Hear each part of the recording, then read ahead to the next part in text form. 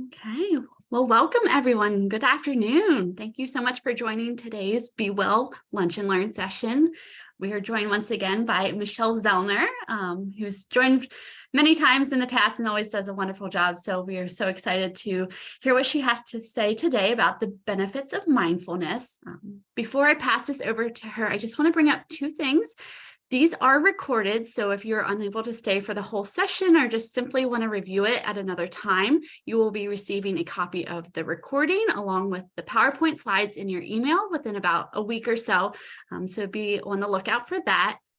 In addition, if you have any comments or questions for Michelle, please feel free to use the chat box or the Q&A feature, and we will get to as many as time allows for. So without further ado, I will pass this over to Michelle, who will talk about the benefits of mindfulness. Well, thank you, Angela, and welcome everybody. It's nice to see another gigantic group on the line. We always have really great conversations, so I'm excited for this one as well. A little background on me. My name is Michelle Zellner. I have a wellness business called Better Beings, and that's been my mission for 25 years to help people be better human beings, physically, mentally, and emotionally. I'm incredibly grateful to get to partner with amazing EAPs like yours, SupportLinc, and that is who I am presenting this content on behalf of today. So lots to talk about. I like to kind of get a gauge of my audience. And if you want to send it to everybody, feel free. If you want to keep it private, just send it to me, Michelle Zellner. When it comes to mindfulness, where would you say you are? One is I am the most mindless person on the planet, don't even know what mindfulness is, don't care about it, could never do it. 10 is I am the Olympic gold medal champion of living the mindful life. Before we really dive into exploring what it means or what it is, get a little sense of awareness for yourself, and just so I know a little bit about my audience as well. I would say that if you had asked me this 20 years ago, I'd probably been like, what are you talking about? Mindfulness? What is that even? I don't get it. 10 years ago, it'd have been like, meh, yeah, kind of. And today I would say I'm going to give myself a 9.25. I was a gymnast growing up. And I just went and watched a competitive meet with the Denver gymnastics team the other day. It was delightful, and it kind of put me right back into that zone. So that's where I am today. Thank you for sharing. Everybody is everywhere so far we have a 2 to an 8. Beautiful. So what I'm gathering is you are just like every other group I've ever talked to. What I want to talk about is all of these things here, obviously, and encourage the interaction, which now I know you know how to use the chat box, so there should be good conversation going on. But what does it mean to be mindful? I think it can mean so many different things. And maybe we are really mindful in certain areas of our lives and not at all in others. I think it means all of these things here on the screen. And I think that what it's important to recognize is that humans by nature are not mindful. By nature, we are reactionary. We are designed to be all over the place so that we can detect danger and run away from it.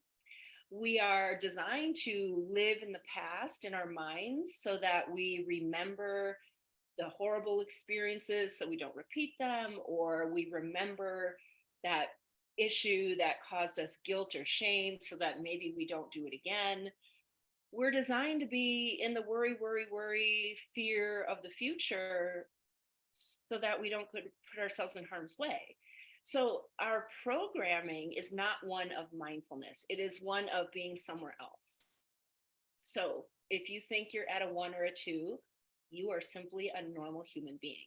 If you are at a 7 or above, my guess is you've done some work to get there, because that really is what this requires. It requires us the awareness and then the desire to want to become more mindful, because we're going to recognize the benefits of it. And then obviously the work that it will take to become more mindful. So these are some of the things here that, I think are very relevant to what it means to be mindful. We'll go over what it is not. And I think when you can look at this list, my guess is you can check some of these boxes that is speaking to you. I will tell you, again, ask me 20 years ago. Yeah, every one of those things. I would say, yep, that was me. Yep, yep, yep, yep, yep, yep, yep. 10 years ago, some of those things were me.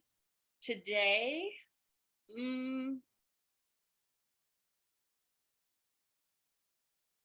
I would say rarely are any of those things me. And I'm not saying that to toot my horn. I'm just saying that because I've done a lot of work and I've recognized the benefit of doing the work. And so I continue to do the work. And maybe for those of you who are, in that 7 or above, which of these things on the list would you say used to be you, but because you've done some work on it, you're in a different place now? And if you're, maybe in that 5 or below, which of these can you check your box that, yep, that is me, that is me, that is me, that is me? Again, this is not any kind of judgment. This is simply that awareness piece. And when you can become aware of what we're doing and determine, is this helpful? Is it necessary? If it's not helpful or necessary, know that you can do something to change it. Right. And some of these things are a lot easier to change, and some of them are incredibly hard. But that's what life is. Life is like a series of hard stuff. And I really believe that the mind is the hardest thing to change. And yet, unless and until you change it, very little else is going to change. And I used to be an eye roller, quite honestly. Once I became aware of mindfulness and, change your attitude, change your outcome, I was like, that is the dumbest thing ever. Whatever. How does anything that's happening in outside of my brain have any impact, based on what's going on inside my brain? Well, then because I chose to learn, I was like, oh, kind of has everything to do with it.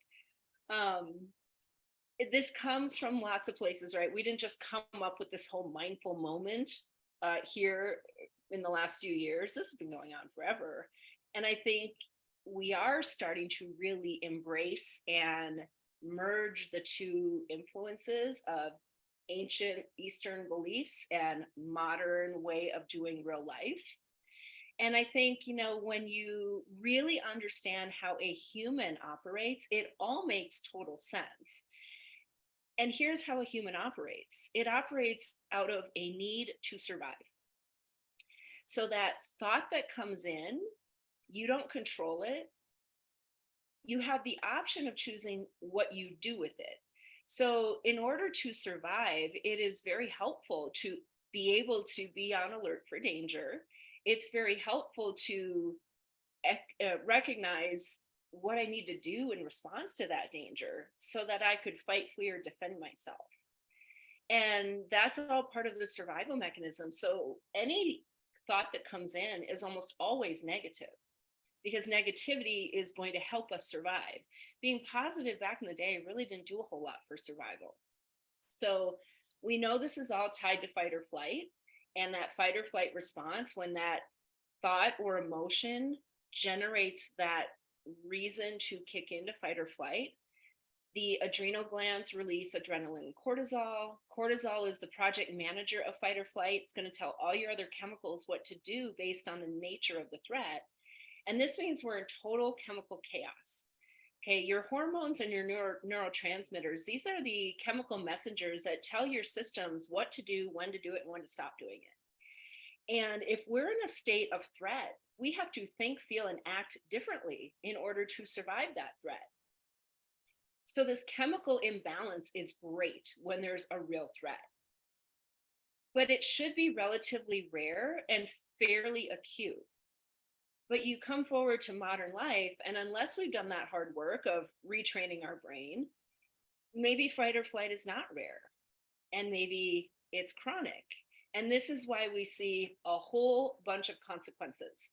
So when you look at the applications of mindfulness, it's everything to correct what chronic stress could be potentially causing. So every one of these things, if you maybe struggle with depression or anxiety or memory issues, or perhaps we're not sleeping well, or, we have some physical sensations going on, really what it comes down to is not kicking into fight or flight if it's not necessary, because every one of these things is either a direct result of feeling like you need to kick into fight or flight to defend yourself against something, or to fight or flee something, or to freeze and protect yourself from something, or it's an outcome due to being in a state of chronic fight or flight. And so if we do the complete opposite of being reactionary, which is to be mindful, we'll avoid that fight or flight in the first place. We'll be able to retrain our brain. And when you think about how all of this impacts everything else, right? Everything starts in the mind, because this is where the chemical reactions are going to start. My bottom line for all of these things, when it comes to managing stress, avoiding burnout, building resiliency, a human should be engaged in very few flight or fight reactions, very few, and they should be relatively quick. So whatever you can do to avoid fight or flight in the first place, you are benefiting your human. And mindfulness is a huge piece of that. So this really is something that takes practice. It takes, I think, the buy-in that this actually works and that you believe it has an impact. And, sometimes we don't fully appreciate that until we experience it. And I would say, I kind of was like, oh yeah, okay, I kind of get it. But then I decided to really dive in, because what's it going to hurt, right? Let's just embrace it and do it and see. Oh yeah, it actually really, really changes your life. So looking at some of the other benefits here, and I'm curious, let me hear from you all again. You joined this class for a reason, right? Some of you are pretty low down on that scale, 1 to 10. Some are relatively high, but clearly you want something more. So is it any of these things that are of interest to you on here on the screen? Reduction in stress, decreasing worry, the concentration and memory, learning how to regulate your emotions, being more adaptable, relationships, maybe just getting to know the relationship with yourself, all of the above. Yes, I think that's great as well. And or any of these, right? Are any of these interesting to you? Would you like to maybe reduce inflammation in your body? Would you like to have deeper sense of connection with relationships? Maybe you're ready to face the trauma and work through the trauma and work past it. So maybe you'd like to get your blood pressure down to a healthy range, right? Are any of these things interesting outcomes that you are, hoping you might find? Love it. Thank you. Reduce inflammation, anxiety, depression, connection with people, focus on attention, better sleep, concentration. Yep. Worry, emotional reactivity, all of these things. Worry and obsessive thoughts about future things that haven't happened yet. I guarantee you are not alone on that one. Reduction in stress, decreased worry. Beautiful. Here's the great news. You can do it. Here's maybe the not so great news. It's hard. That's the answer to everything. It's hard because humans, we weren't designed to live in the modern environment that we're living in, right? We were designed to live in nature, to be like part of an actual pack of other humans that we were born into. We had very real roles in life. We had very clear roles and expectations. We moved our bodies all the time. We operated on a day-night schedule where we hunted and gathered and did our hard work during the day. And at night, scary things came out. So we hid so they didn't know we were there. And we got quiet and then we could sleep and rest, repair, recover, do all those things. We had real threats to our lives, but they were relatively rare. And we ate real food. We did not eat poison, not intentionally. We did things that were for fun, for joy. We laughed, we played, we talked with other members of our pack. Like that is the environment a human specimen was designed for. Modern life doesn't look like that for most people. And this is why we see all of these outcomes.